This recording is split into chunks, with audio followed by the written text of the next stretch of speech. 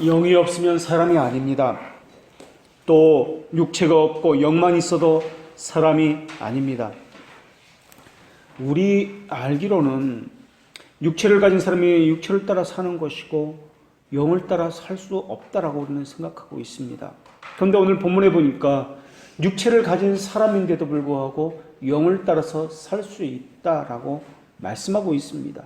그러면서 계속되는 반복되어 나오는 단어가 있는데, 하나님의 영이 거하시면, 그리스도의 영이 거하시면, 그리스도께서 너희 안에 계시면, 살리시는 이의 영이 너희 안에 거하시면 이라는 단어가 반복되어서 나오고 있습니다. 그렇다면 오늘 본문에서 말하고자 하는 영이 거한다는 것이 과연 무엇이고, 또 영을 따라 산다는 것이 무엇인지를 살펴보도록 하겠습니다. 어떤 이는 우리의 몸을 영과 혼과 육으로서 나누어서 생각합니다. 또 어떤 사람은 육과 영혼이로 나누어서 그렇게 생각하기도 합니다.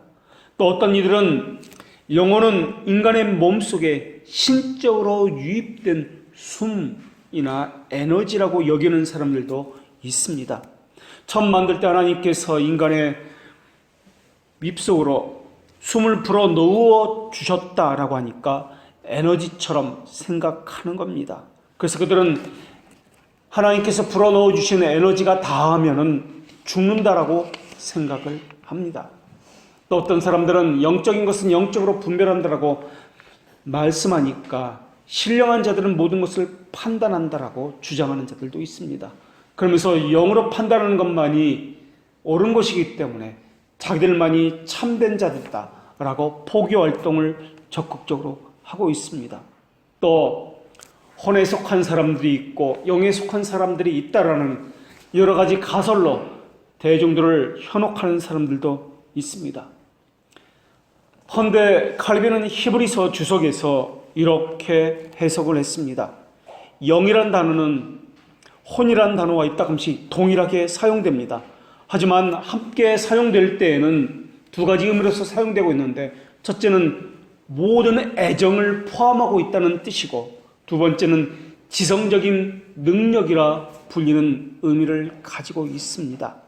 그래서 바울은 데살로니가 교인들에게 글을 쓸 때 이 단어를 사용하면서 너희 온 영과 혼과 몸이라고 쓰고 있는데, 이러한 말씀 역시 같은 의미를 가지고 있다라고 보았습니다. 이 말씀은 마음과 의지와 외적인 행동에 순결과 하나님을 향한 정숙함을 다하라는 뜻으로 사용했다라는 겁니다. 다시 말하면 칼빈은 영과 혼을 구별해서 사용하지 말라라는 것입니다. 분리해서 생각하지 말라라는 것입니다.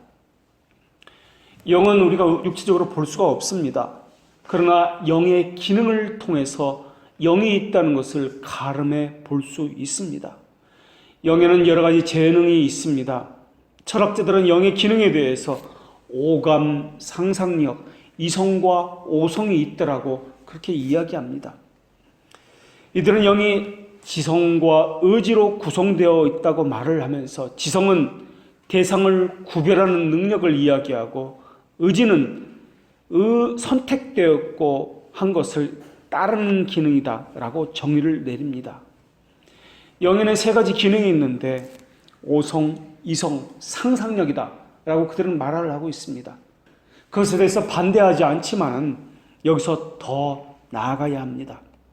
칼빈은 지성은 영의 안내자고 지도자고, 의지는 그 지성의 손짓에 따라서 욕망의 문제에서 그 선택을 기다리는 기능을 가졌다라고 이야기합니다.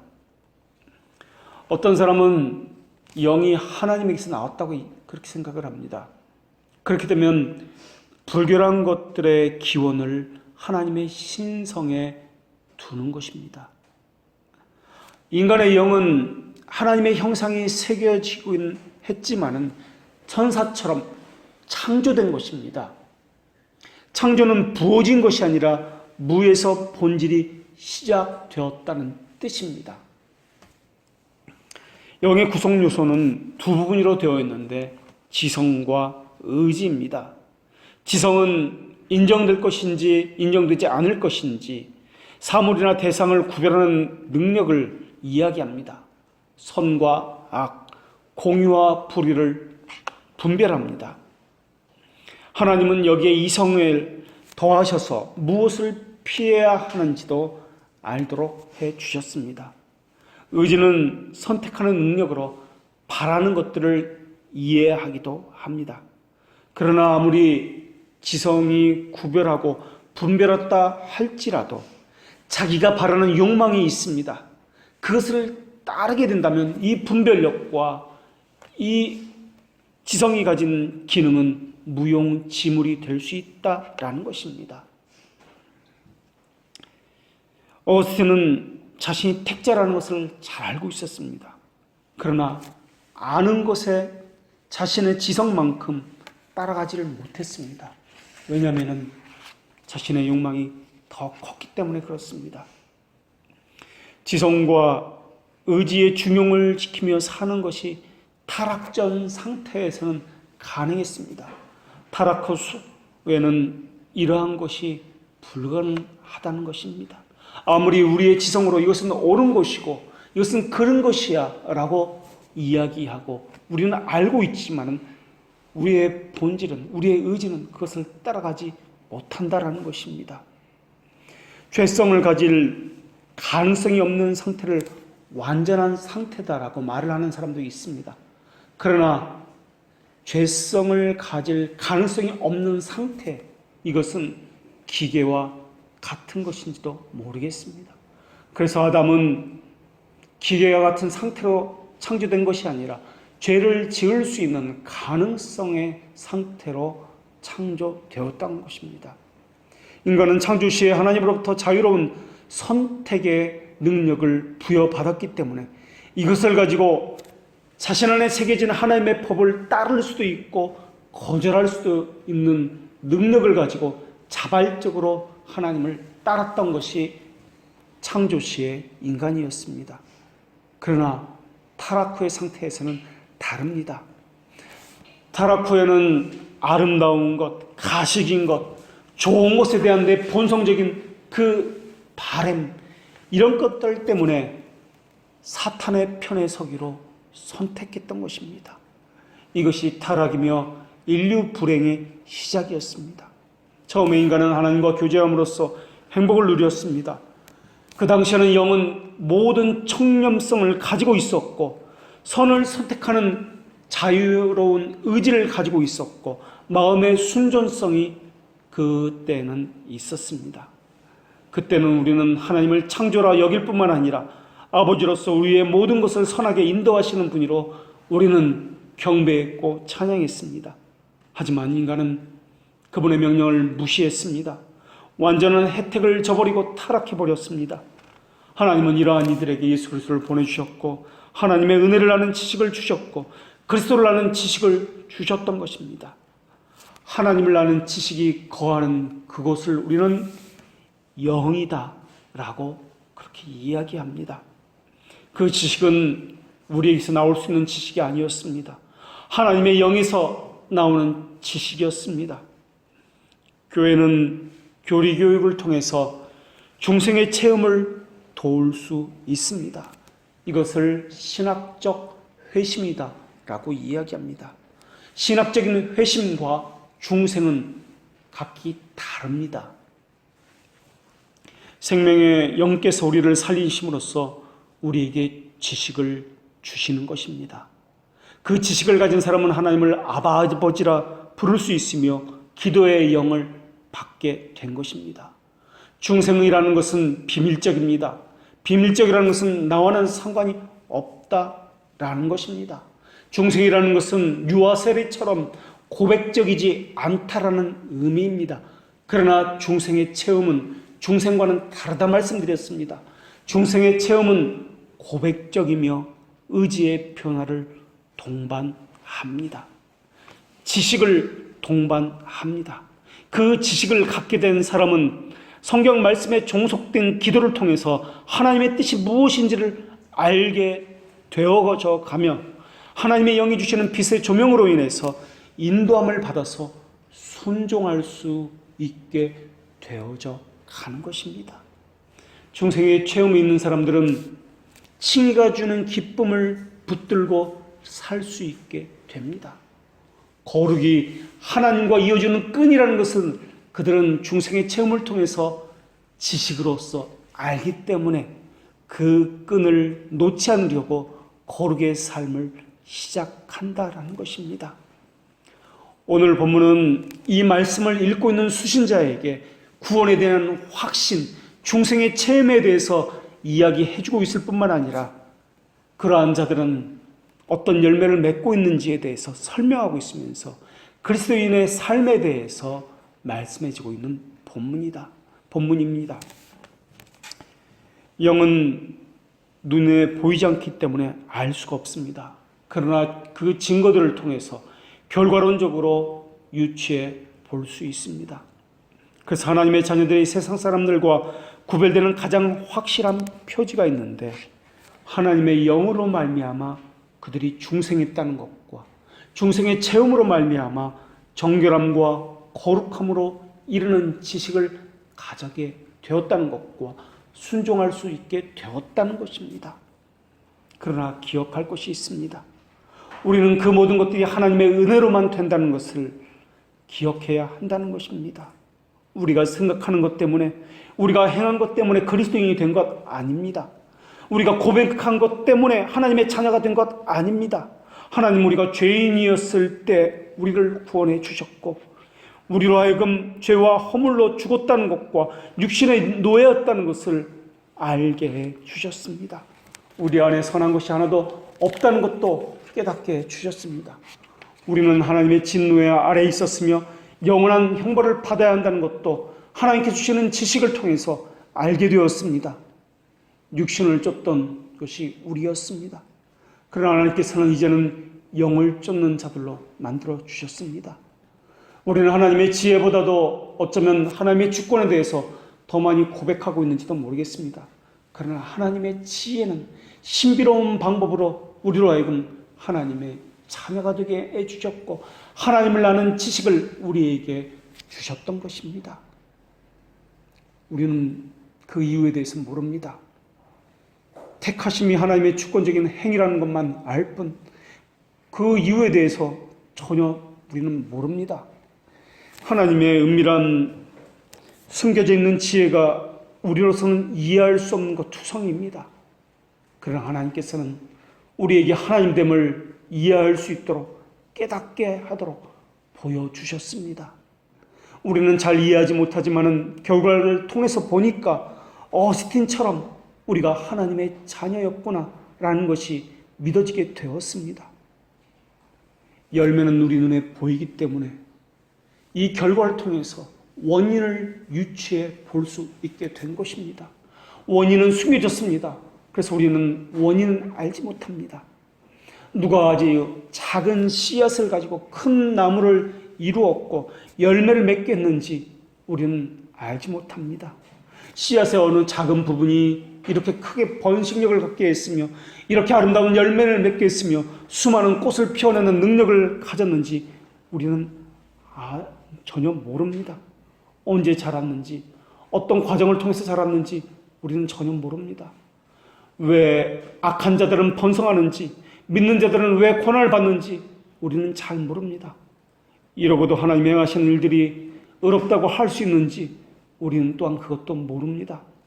세상에 불의가 득세하는 것이 오류가 없는 의가 낳은 열매라고 결론 지어야 하는지도 우리는 잘 모르겠습니다.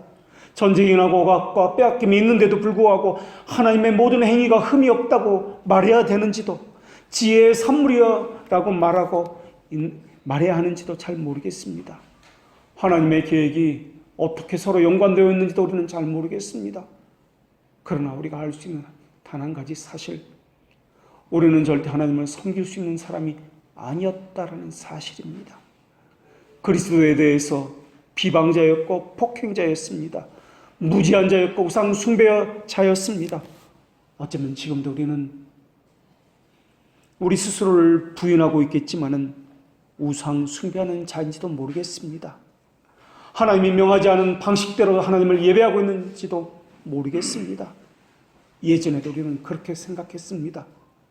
나는 하나님을 사랑하고 있어. 마음과 뜻과 정성을 다해서 하나님께만 예배하고 있어. 나는 바른 신앙을 가졌어. 라고 말입니다.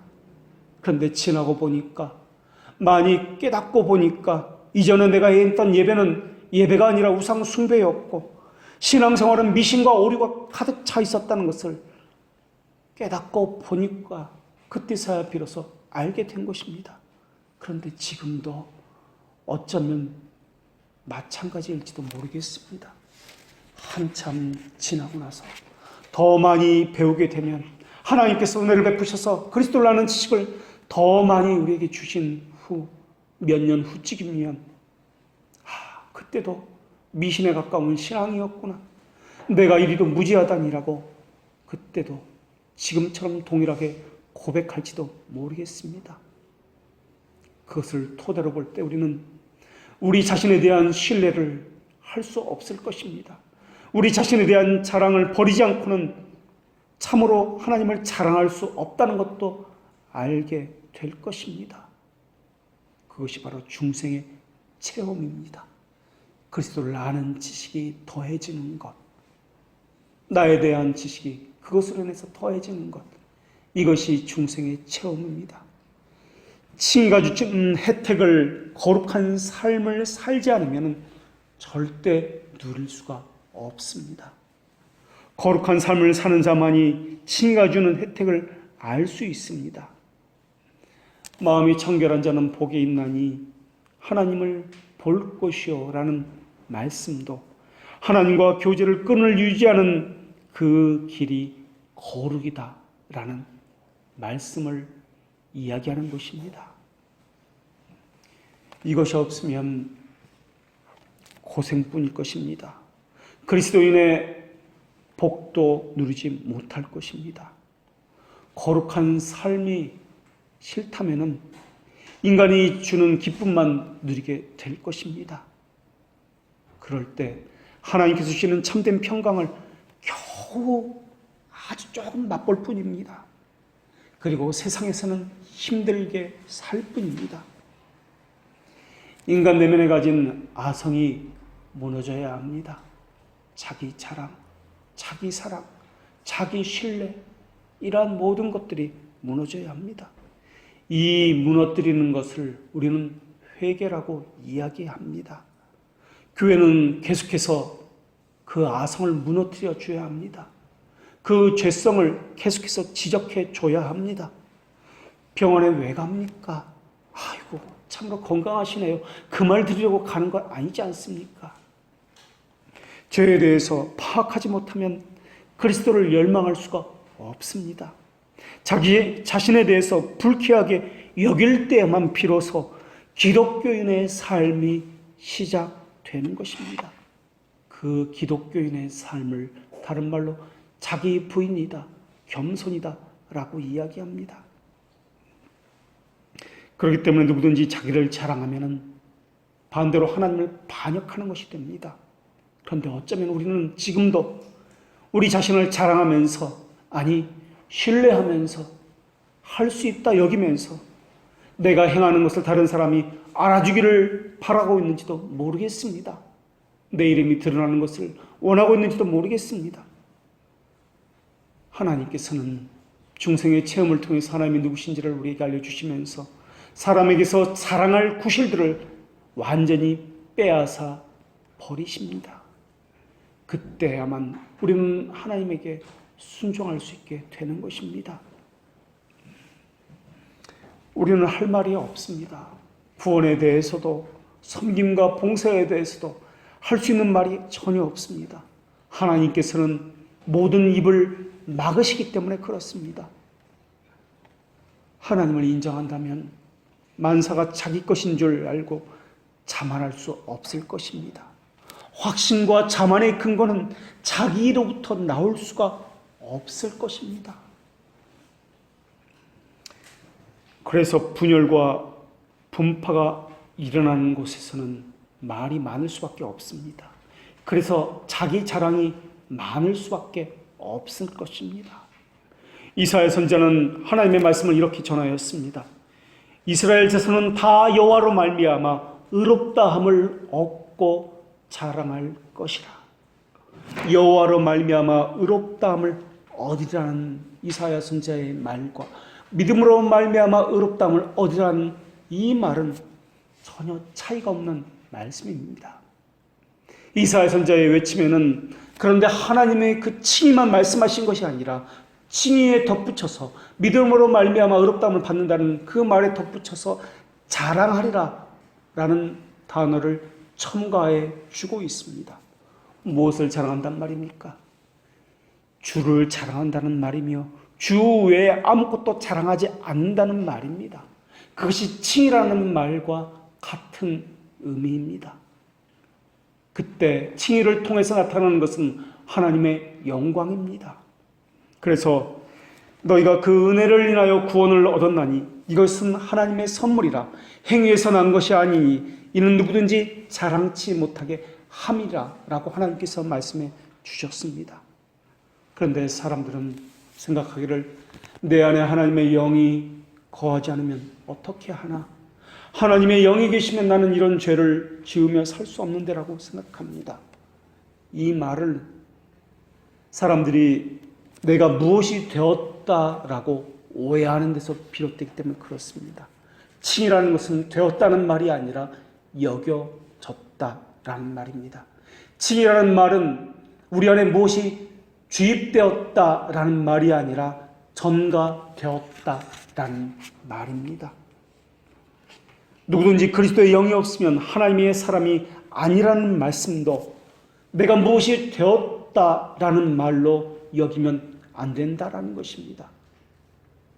오늘 본문에 나오는 육신에 있는 자와 영에 있는 자, 그리스도께서 우리 안에 거하고 하나님의 영이 우리 안에 거하는 자의 이 대조는 거듭났는가 그렇지 않는가를 말하는 것이지 실제 무엇이 우리 안에 들어왔다는 개념으로 말하고 있는 것이 아닙니다.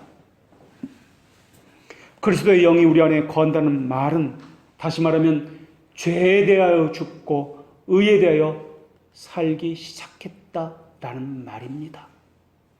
그렇기 때문에 너희 속에 그리스도의 영이 거하시면 이라는 이 표현에 대해서 지나치게 고민하거나 심각하게 생각할 이유가 전혀 없습니다.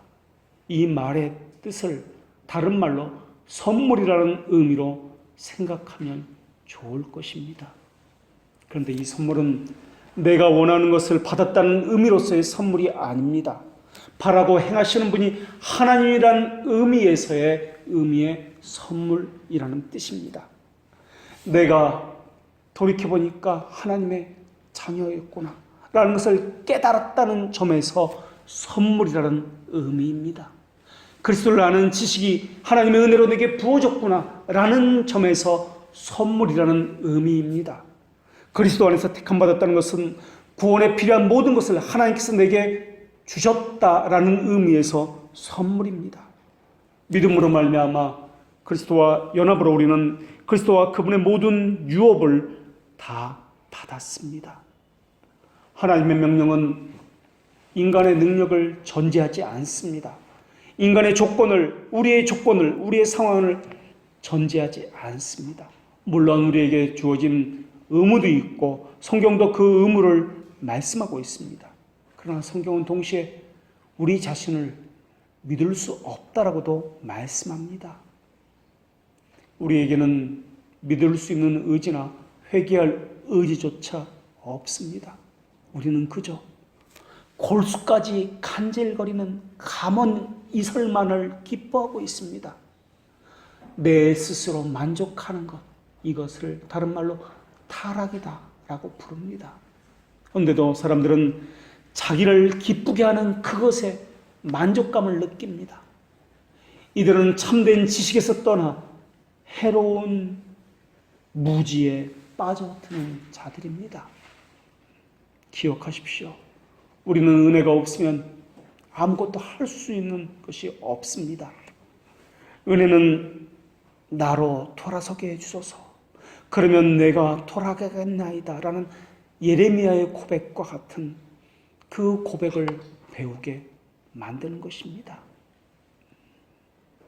은혜는 맹목적이고 이기적인 자기 사랑에서 벗어나게 해줍니다.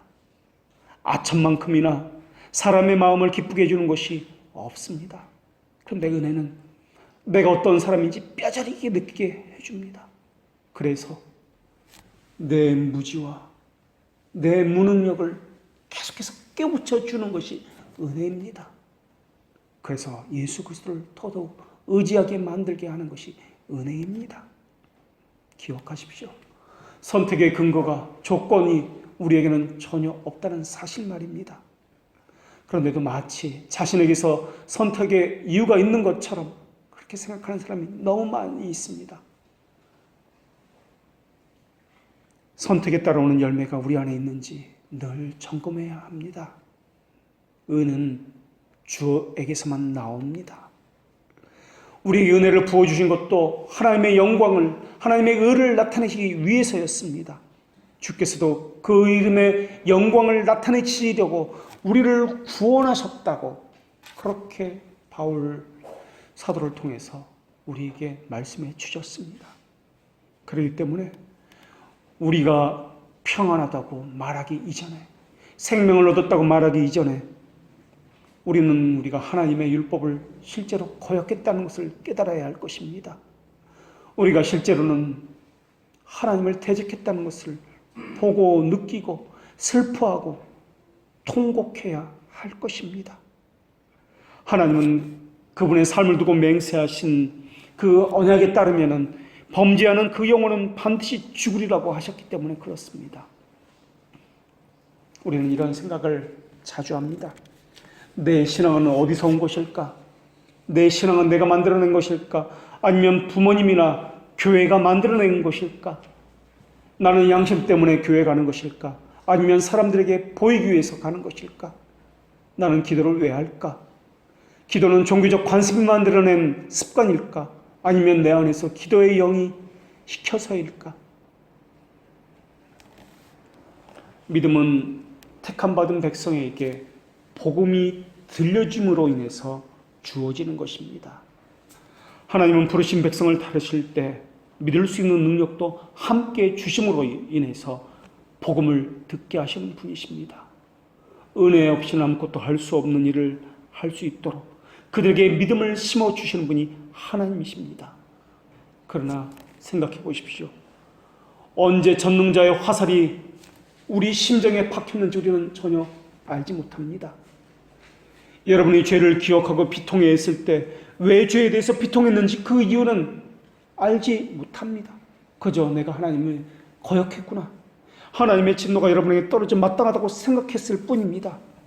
여러분은 스스로 자신의 죄가 너무 무거워서 머리를 틀 수 없거나 탄식했을 때에도 왜 탄식을 해야만 했는지 그 이유를 알지 못합니다. 단지 하나님을 거역했기 때문에 라는 것 외에는 알지 못합니다. 여러분은 회심했을 때에도 하나님과 여러분의 영혼이 어떻게 교감했는지도 알지 못합니다. 여러분이 통회했고 뉘우치는 마음이 하나님에게 상달되었는지 아니면 아닌지도 여러분은 전혀 모릅니다. 하나님의 비밀이라는 말은, 하나님의 신비라는 말은 숨겨졌다는 말이 아니라 우리는 모른다는 의미입니다. 그런데도 하나님은 말씀을 들려주셨고 깨닫게 하셨고 하나님의 부성에도 어떠하심도 우리에게 알게 해 주셨습니다. 말씀을 듣게 하셨습니다. 왜냐하면 참된 교회의 표징이 순전한 말씀의 선포이기 때문에 그렇습니다. 여러분은 그 말씀을 들었습니다. 말씀을 들음으로써 하나님이 어떤 분인지 깨닫게 되었습니다. 하나님의 영은 말씀을 통해서 우리에게 깨닫게 하셨을 뿐만 아니라 성령님은 말씀을 도구로 사용하시기 때문에 말씀을 읽고 듣고 지키는 가운데 하나님의 은혜를 체험하게 하셨습니다. 중생된 자들을 말씀으로 양육하는 것이 교회입니다. 더구나 믿음은 삶에서 증명되는 것이지 상상이나 자기 감정에 근거하지 않습니다. 자기 이성에도 근거하지 않습니다. 삶에서 증명되는 믿음이라는 말의 의미는 하나님의 선물이라는 뜻입니다. 말씀 선포로 인해서 믿음을 선물로 받은 이들은 회개하기에 이릅니다. 그래서 선물을 받은 자들은 회개합니다. 그래서 회개함을 통해서 내 안에 믿음이 있구나, 나는 하나님의 자녀구나, 하나님께서 영원 전부터 나를 택하셨구나 라는 것을 깨닫게 해주시는 분이십니다. 양심은 찔리게 되면서 이렇게 살면 안 되겠구나 돌이키게 만드시는 분이 하나님이십니다. 하나님의 영은 십자가를 본받게 하는 영이기 때문에 그렇습니다. 믿음을 선물로 받았다는 것을 깨달을 수 있을 때는 십자가를 본받는 삶을 살 때입니다. 그 교회에 성령께서 함께 하신다는 증거 역시 그 교회가 십자가를 본받는 사역을 하고 있느냐로 판단받아야만 할 것입니다. 그리스도의 영은 능동적으로 죽이는 역할을 하십니다. 그리스도께서 죽임을 당하실 때 일어났던 일들이 성령으로 말미암아 그리스도와 연합된 자들 안에서 오늘도 우리 안에서 일어나기 때문에 그렇습니다. 신자도 여전히 바뀌지 않는 세상의 일부이지만은 신자는 육신을 따르는 옛 삶에 대해서 죽이는 사람들입니다. 아무리 경건한 신자라도 옛 세력의 공격에 무너질 수밖에 없는 육체를 가지고 있습니다. 그런 공격에도 불구하고 신자는 자신이 그리스도와 함께 죽었다는 점을 현재도 늘 유지하고 있어야 합니다. 그것을 우리가 하는 것이 아니라 성령께서 우리 안에서 계속 하고 계시다는 것입니다. 그러나 어떤 이들은 말씀을 들어도 순종하지 않습니다. 그들은 순종의 이유를 다른 사람에게, 불순종의 이유를 다른 사람에게 돌리든지 자기 외에 다른 곳에서 그 이유를 찾아냅니다. 심지어는 자신은 피해자라고 하나님 향해 원망과 불평을 쏟아놓으면서 순종의 가장 큰 희생양이 자기 자신이라고 이야기합니다. 모두가 같은 자리에서 같은 말씀을 들었는데도 깨닫지 못하는 자도 있습니다. 같은 말씀을 들었는데도 순종하는 자가 있고 순종하지 못하는 자도 있습니다. 그들이 순종하지 않는 이유는 복음의 오류 때문도 아니고 복음의 옷을 입은 그리스도의 오류 때문도 아니고 복음을 통해서 부르시는 성령님의 오류 때문도 아닙니다. 설교자의 오류 때문도 아니고 상황적인 방해 때문도 아닙니다. 그들 자신에게 오류가 있기 때문에 그렇습니다.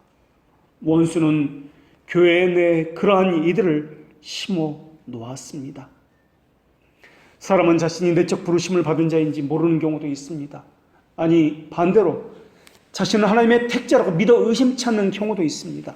그러나 원수가 심어놓은 이들의 특징은 영의 기능이 선과 하나님을 향해 서 있지 아니하고 자기를 위해서 사용되고 있을 뿐입니다.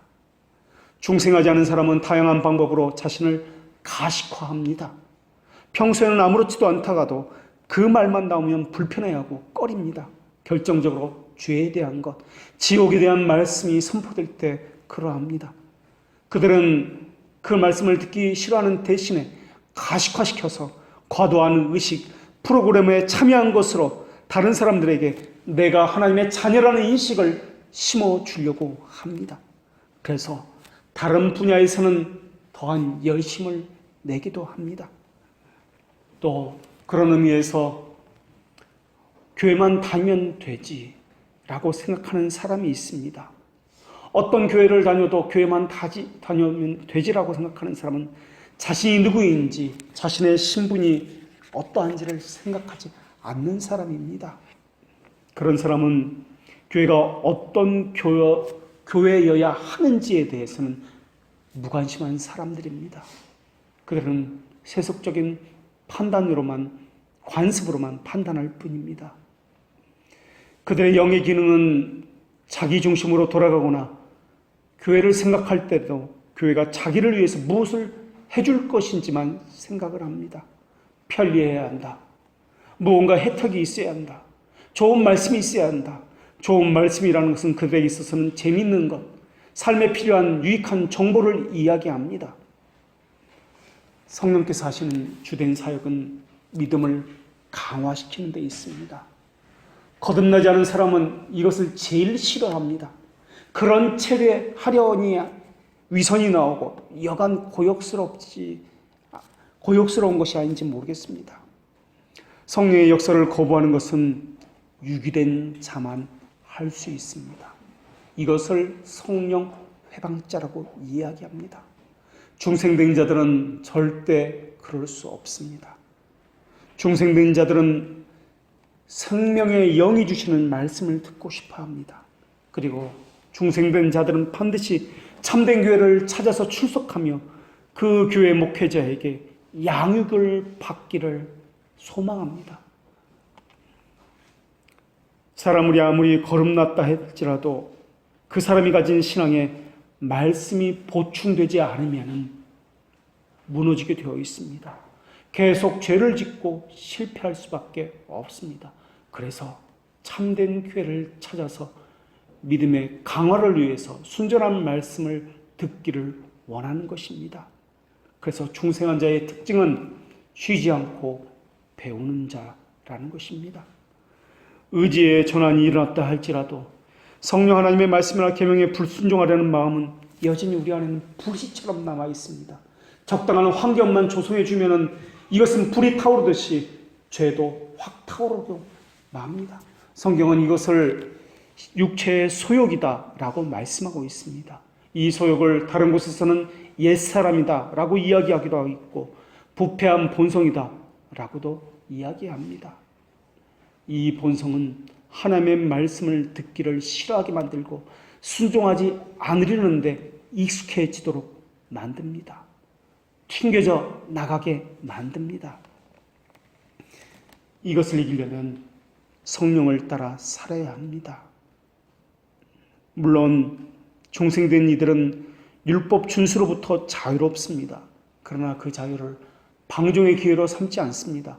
오히려 자기를 쳐서 복종하는 기회로 삼습니다.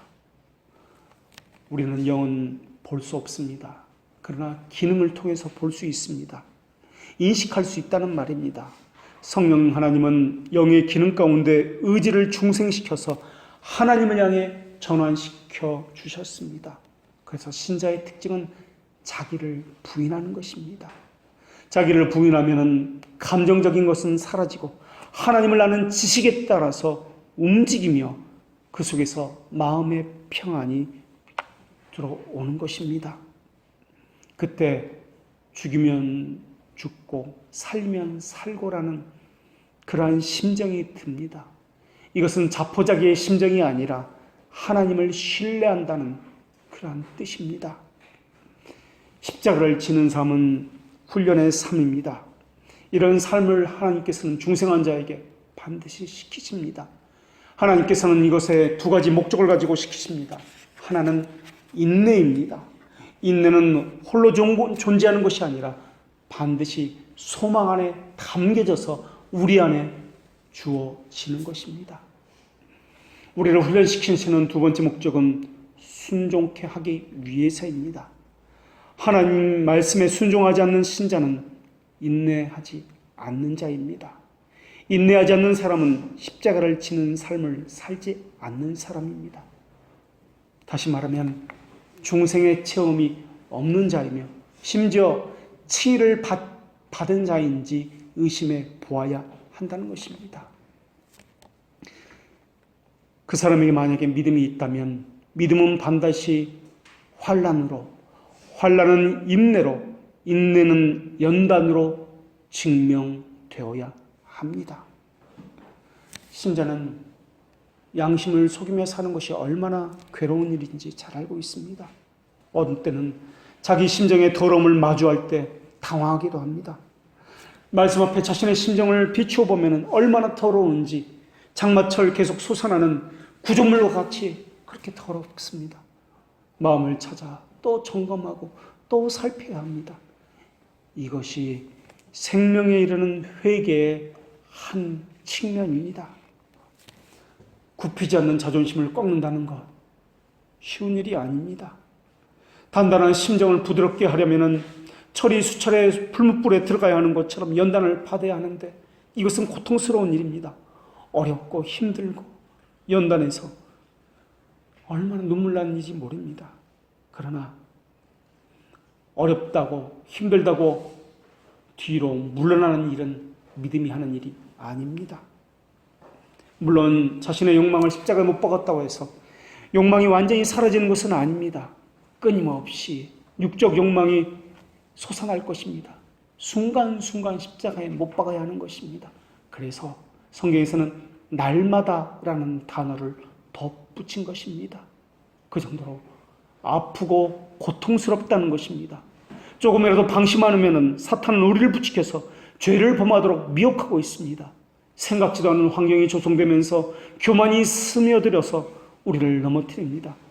바로 섰다고 생각하는 순간에 은혜의 기쁨을 빼앗아갑니다. 그리스도의 영이 함께하는 신자의 삶을 한마디로 자기 부인의 삶입니다. 이것을 다른 말로 죄 죽이의 삶이라고 이야기합니다. 날마다 자기를 부인하는 삶을 살지 않고는 그분의 말씀에 순종하는 삶은 있을 수가 없습니다. 말씀을 상고하고 묵상하면서 자신을 늘 살피는 행위가 있어야 합니다.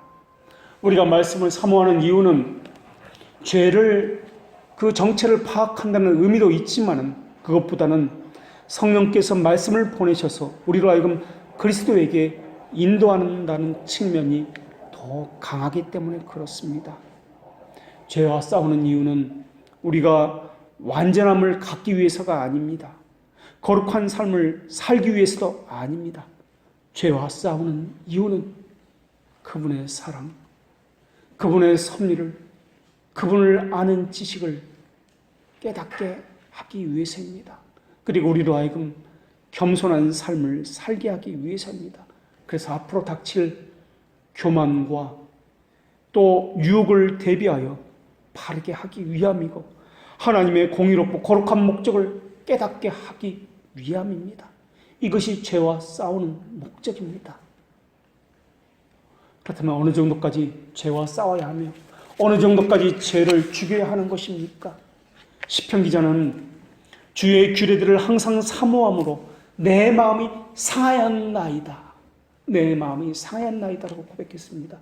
예레미야 선지자는 조약돌로 내 일을 꺾으시고 죄로 나를 덮으셨다라고 고백했습니다.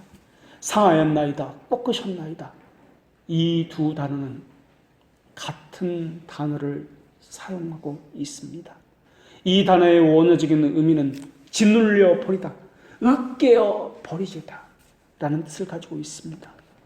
하나님의 말씀을 따르고자 할 때, 묵상할 때 항상 자신의 영이 으깨어진다라는 고백입니다. 이것을 죄 주기의 다른 표현입니다. 돌로서 이빨을 잘게 부스러뜨린다. 이 표현을 통해서 죄 주기가 무엇인지를 알 수가 있습니다. 얼마나 고통스럽고 환난이 극심하면 이가 잘게 부서뜨려진다라고 표현했겠습니까? 신자가 되려고 예배당 문에 들어선 순간부터 우리는 자기를 부인하는 훈련을 받는다라는 뜻을 가지고 있다는 것을 알아야 합니다. 그래서 오늘 본문에도 단수가 아니라 복수용으로 사용하고 있습니다. 너희라는 것은 교회 안에서라는 말이기도 할 것입니다. 그렇게 교회에 왔는데 나는 교회 훈련을 안 받겠다. 나는 내가 보기에 좋은 대로 하겠다. 신경 쓰지 마십시오. 나는 내 대로 하겠습니다. 라는 사람이 있다면 그러한 사람은 어찌 교회 일을 할 수 있겠습니까? 교회마다 그 교회가 가진 규율과 고백이 있을 것입니다. 방식이 있을 것입니다. 그 교회에 갔다는 것은 그것을, 그 교회의 규율과 방식을 따르겠다는 뜻입니다. 그런데 수많은 사람들이 그런 건 나와는 상관이 없고 나는 내가 알아서 판단을 하겠습니다. 너는 내대로 하고 나는 나대로 하겠습니다. 라는 의도를 가지고 교회에 옵니다. 그러한 사람을 어떻게 그리스도의 영이 함께하는 사람이라 말할 수 있겠습니까? 또 교회에서 순종의 훈련을 받지 않으면 어디서 받겠습니까? 자신의 본성적인 세속성을 어디서 양파 껍질 벗기듯이 학교일 수 있단 말입니까? 그렇지 않은 상태에서 교회를 다닌다면 오히려 외식과 가책으로 일관된 삶을 살 것입니다. 기독교인의 삶은 거룩한 삶입니다. 기독교는 하늘의 시민권을 보유하고 있지만 세상 법과 질서를 또한 무시하거나 간과하지 않습니다. 더군다나 교회법을 무시하면서 신앙생활을 하겠다는 것은 있을 수가 없습니다. 세속에 물들지 않는다는 것과 무시하지 않는다는 것은 다른 개념입니다. 하나님은 영이시기에 우리의 인격을 보신다는 의미를 가지고 있습니다. 신자의 삶은 하나님을 두려워하는 삶에서 비롯되어야 합니다. 교회는 하나님의 말씀을 두려워해야 합니다. 사람은 인간의 무슨 설득이나 감동적인 사건을 통해서는 일시적으로 거룩하게 살겠다는 결심은 할 수 있습니다. 그러나 그것은 언제나 그때뿐입니다. 그 자리에서 외에는 그것은 영향력이 계속적으로 발휘되지 않습니다. 사람은 사람에 의해서 절대 바뀌지 않습니다. 감정적인 자극은 받을 수 있을지 모르지만 그들은 곧 다시 옛 모습으로 돌아갈 것입니다. 거룩한 삶의 동기부여는 인간의 가공품이나 고안물로 만들어지는 것이 아닙니다. 무엇을 행하면 무엇을 주겠다는 보상으로도 이것은 가능하지 않습니다. 거룩한 삶의 동기부여는 오직 구속과 하나님의 부르심 외에는 다른 것이 있을 수 없습니다. 그리스도의 사랑이 강권하는 것, 하나님의 은혜가 어떠한지 체험하여 깨달은 그것, 그 은혜가 동기의 전부입니다. 그렇기 때문에 그리스도의 영이 우리와 함께 한다는 것은 무엇이 되었다는 말이 아니라 그리스도와 함께 죽었고 함께 산다라는 의미입니다. 오늘 본문이 말씀하고자 하는 것은 칭의를 받은 이후에 신자의 삶, 그것을 이야기하고 있는 것입니다. 그리스도의 영이 거하는 사람은 미래의 삶을 바라봅니다. 현실의 불만을 통해서 미래를 바라보는 것이 아니라 현실을 사랑하지 않기 때문에 미래를 바라보는 것입니다. 현재의 삶은 미래를 위한 것입니다. 반드시 우리는 그분 앞에 증거를 제시해야 할 것입니다. 그렇지 않으면 사탄은 계속해서 우리를 지속적으로 고소할 것입니다. 사탄의 모든 고소를 기각시키는 유일한 길은 믿음의 증거를 갖는 것입니다. 믿음을 가졌다는 증거는 지상의 삶에서 선행과 행위의 열매로 나타날 것입니다. 이것을 다른 말로 성령의 열매다라고 이야기합니다. 성령의 열매가 주는 증거는 믿음의 확신을 갖는 데도 큰 도움이 될 것입니다. 그 증거 없이 믿음의 실제를 증명할 수 없기 때문에 그렇습니다. 십계명은 자기 의에 대한 확신을 포기하는 법을 배우게 만들어줍니다. 성령님의 인도를 받는다는 말은 자기 자신의 분별력을 포기한다는 뜻입니다. 말씀과 함께 선한 싸움을 싸우십시오. 믿음의 선한 싸움을 다 싸우고 달려갈 길을 다 마쳤다고, 너희를 위해서 시들지 않는 의의 면류관이 준비되었다고 말씀하시는 그 말씀을 듣도록 하십시오. 그때까지 끊임없이 조심하십시오. 그때까지 거룩한 두려움과 떨림을 가지고 사십시오. 우리가 이 땅에서 노후를 준비할 연금도 붙지 못하고 미래를 위해 준비하는 보험도 없으나 우리는 소망에 관한 것은 준비할 수가 있을 것입니다. 성경은 하나님께서 고린도 교회 신자들에게 어떻게 살아야 한다는 말씀을 하셨는지 이렇게 증언하고 있습니다. 우는 자들은 울지 않는 것 같이 하며 기쁜 자들은 기쁘지 않는 것 같이 하며 매말하는 자들은 없는 것 같이 하며 세상 물건을 쓰는 자들은 다 쓰지 못하는 자 같이 하라. 이것이 기독교인의 삶입니다. 참을성 있게 가난을 감당할 수 있는 법을 알아야 하고 온전하게 주신 것들을 자족하며 사용할 수 있는 법을 배워야 합니다. 만약에 물질이 부족하다면 물질에 대한 지나친 욕망으로 어려움을 겪지 않기 위해서 참는 법을 배워야 할 것입니다. 자족하는 법을 배워야 할 것입니다. 어떤 상황에서도 말입니다. 지상에서 우리에게 허락하신 모든 것은 하나님의 인자하심과 선하심을 깨닫는 도구입니다. 더군다나 우리에게 주신 은사는 우리를 위한 것이 아니라 타인을 위한 것입니다. 우리에게 주신 물질은 우리 자신만을 위해서가 아니라 타인을 위한 것입니다. 우리는 단지 물질을, 그 은사를 관리하는 청지기일 뿐입니다. 주인과 함께 결산한 날이 올 것입니다. 세상 눈으로 볼 때 보잘것없고 하찮은 일을 할지라도 전지하신 하나님은 그 심정을 보시기 때문에 우리는 최선을 다해야 할 것입니다. 하나님은 우리가 귓속말로 한 것까지 다 드러낼 것입니다. 우리가 어두운 데서 한 행동들을 밝은 곳에서 다 드러낼 것입니다. 남의 소명이나 은사를 부러워할 이유도 없을 것입니다. 남보다 나은 삶을 누린다고 우쭐댈 것도 없을 것입니다. 하나님께서 내게 주신 본분을 잘 지켜 행하며 살리는 것은 영이니 주께서 우리에게 이른 말도 영이요 생명이라는 것을 기억하며 그 소명을 다해야 할 것입니다.